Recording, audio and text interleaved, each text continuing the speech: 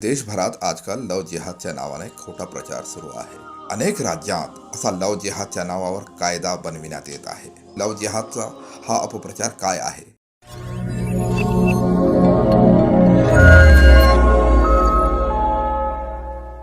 अल्लाह ईश्वराच्या नावाने प्रारंभ करतो, जो दयाळू व कृपाळू आहे. बंधू भगिनींनो व मित्र हो, तुम्ही पाहत असाल की देशभरात आजकाल लव जिहादच्या नावाने खोटा प्रचार सुरू आहे. दुर्दैवाने मीडिया आणि सोशल मीडिया दोन्हीही यात खूप पुढं आहे.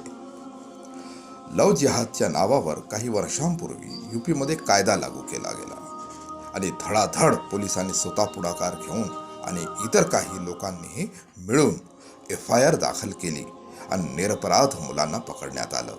त्यांना मारहाण करण्यात आली आणि त्यांच्या घरच्यांना हैराण करण्यात आलं आणि मग त्यानंतर प्रकरण निवडण्यात आलं आणि वास्तविकता समोर आली. हे असंच चाललंय.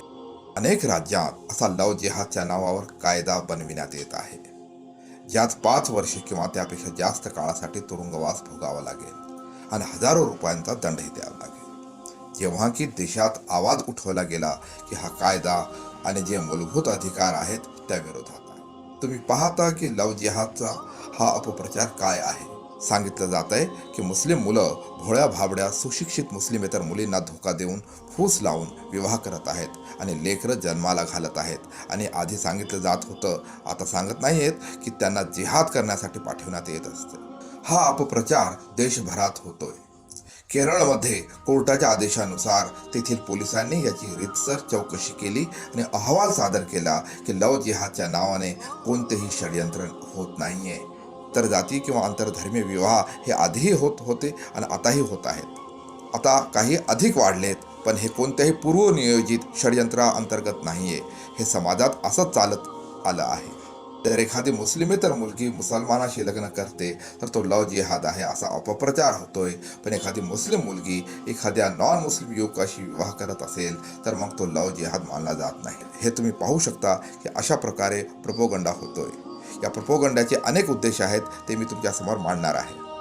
सर्वात पहिला तर हा की देशात द्वेष व घृणा पसरवण्यासाठी, मुस्लिमांना एकटं पाडण्यासाठी आणि आमचे हिंदू, दलित, शीख, ख्रिश्चन सगळे देशात शतकानुशतके मिळून मिसळून बंधुभावाने राहत आले आहेत, यांच्यात दुही माजवली जावी, द्वेष पसरविण्यात यावा, जेणेकरून त्यांच्यात एकमेकाविषयी वैरभावना असावी. यामुळेच मुस्लिमांना टार्गेट केले जात आहे.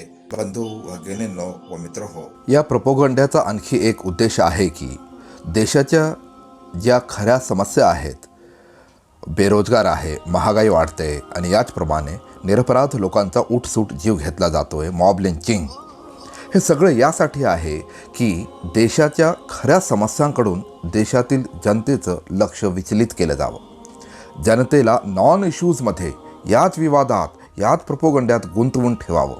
कायदा व्यवस्थेची आज काय अवस्था आहे? शांती व सलोख्याची आज समाजात काय अवस्था आहे? लोक आपल्या हातात कायदा घेत आहेत. संविधान आहे, कायदा आहे, सगळं काही आहे, पोलीस आहेत. तर हे देशात यासाठी घडतंय की नॉन इश्यूजना इश्यू बनवा, खोटा प्रचार करा, लोकांना गुंतवून ठेवा आणि मग जनतेला याचे भानही राहू नये की आमच्या खऱ्या समस्या काय आहेत. अशा प्रकारे हे लव जिहाद खरं म्हणजे इस्लामोफोबिया व हिंदुत्व अजेंड्याचा भाग आहे. याचा फार मोठा उद्देश हा आहे की इस्लामविषयी लोकांमध्ये इतकी भीती टाकून दिली जावी की ते इस्लामच्या नावाने दूर पळत आहेत. इस्लामला बदनाम केलं जावं, कारण इस्लाम एक नैसर्गिक धर्म आहे. अल्लाह ईश्वर सर्वांसाठी आहे आणि त्यात सर्व समस्यांवर उपाय आहेत. आणि इस्लामची इतकी चांगली शिकवण आहे की आणि त्याविषयी लोकात शंका कुशंका, लोकांमध्ये बऱ्याच गैरसमज, अपसमज निर्माण केला जावा, भीती, दहशत निर्माण केली जावी, जेणेकरून हे सगळे यापासून दूर जातील. इस्लामचं नाव घेताच कानावर हात ठेवावं की नको बाबा, इस्लाम नको, हा असाच धर्म आहे. तर हा देखील याचा उद्देश आहे. आता बघा इस्लामची शिकवण काय आहे. सर्वात पहिली गोष्ट ही आहे की कोणत्याही मुस्लिम मुलीचं किंवा मुलाचं लग्न मुस्लिमाशीच होऊ शकतं आणि फक्त लग्नासाठीच धर्म परिवर्तन करणे इस्लामला मान्य नाहीये. इस्लामनुसार विवाह, लग्न ही एक इबादत आहे, उपासना आहे. कुराणात यावर चर्चा केली गेली आहे. विस्तार करून सांगण्याची इथं सोय नाही आहे. इस्लाममध्ये लग्नात धोका, प्रलोभन, जोर जबरदस्ती, षडयंत्र, खोटं वचन सगळं निषिद्ध आहे, हराम आहे. स्पष्टपणे मुलगा व मुलगी यांच्या घरच्या वडीलधारी लोकांनी निर्णय घ्यावा, मग त्याविषयी सर्वांना माहिती देऊन विवाह व्हावा, अशाच प्रकारची इस्लाममध्ये शिकवण देण्यात आली आहे. यासोबतच तुम्ही पहा, इस्लामनुसार विवाहापूर्वी फ्री लव्ह इन रिलेशनशिप, व्यभिचार, ॲडल्ट्री हे सगळं महापाप आहे. याची कोणतीही परवानगी इस्लाममध्ये दिलेली नाही आहे. आता जिहादविषयी विचार करा की जिहाद काय आहे. जिहाद इस्लाममध्ये अन्याय, अत्याचार, असत्य आणि धोकेबाजी आणि शोषण या सर्वांना संपवण्याचं नाव आहे. या सगळ्यांना संपवण्यासाठी आणि इस्लाममध्ये सत्याचा प्रसार करण्यासाठी, सदाचाराला समाजात पसरविण्याकरिता जो संघर्ष केला जातो, जो धाडसानं स्ट्रगल केला जातो, तो जिहाद आहे. निरपराधांचा जीव घेणं, असत्य पसरविणे, अन्याय, अत्याचार करणं जिहाद नाही आहे. अशाच प्रकारे तुम्ही पहा, लग्नानंतर इस्लाममध्ये त्याला निभावून नेण्याची ताकीद केली गेली आहे. शिकवण दिली गेली आहे की पत्नीचे अधिकार, एक चांगलं कुटुंब आणि या सर्व परिवारांचं मिळून एक आदर्श समाज देशात निर्माण व्हावा, ही शिकवण इस्लाममध्ये दिली गेली आहे. यानंतर तुम्ही पहा, आपल्या सदसद विवेक बुद्धीने कुणी स्वतःहून धर्मांतर करत असेल तर ते स्वाभाविक आहे, ते बेकायदेशीर नाही आहे.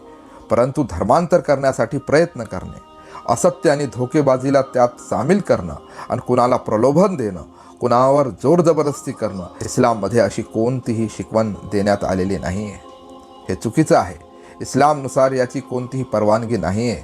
धर्माविषयी तर इस्लाम प्रत्येक माणसाला स्वातंत्र्य देतो की ला इक्राह फिद्दीन कद तबय्यन रुश्द मिनल गय फमन यकफुर बित्तागूती व युमिन बिल्लाहि फक़द इस्तमसक बिलउरुतिल उस्का. म्हणजे सांगायचं तात्पर्य असं की सत्य असत्य दोन्ही स्पष्ट आहेत. आता ज्याच्या मनाला जे हवं त्याचा त्याने स्वीकार करावा, ज्याच्या मनाला वाटेल त्याला सोडून द्यावं, पण त्यात कोणत्याही प्रकारचा दबाव आणि जोर जबरदस्ती नाही आहे. बांधवांनो, या काही गोष्टी होत्या ज्यावरून तुम्ही समजू शकता की आज किती द्वेष व घृणा पसरविण्यासाठी, किती अपप्रचार करून समाजात फूट पाडण्याचा प्रयत्न केला जातोय. आपण अशा सगळ्या प्रयत्नांना यशस्वी होऊ देता कामा नये. आपण मिळून मिसळून प्रेमानं राहायला हवं. इस्लामच्या अभ्यासासाठी कुराण व प्रेषितांचं जीवनचरित्र कोणत्याही भाषेत उपलब्ध आहेत. त्या पुस्तकांना वाचून, इंटरनेटवर पाहून तुम्ही समजू शकता. अल्लाह ईश्वर आपल्या सर्वांना मदत करो. धन्यवाद. आपलं खूप खूप आभार.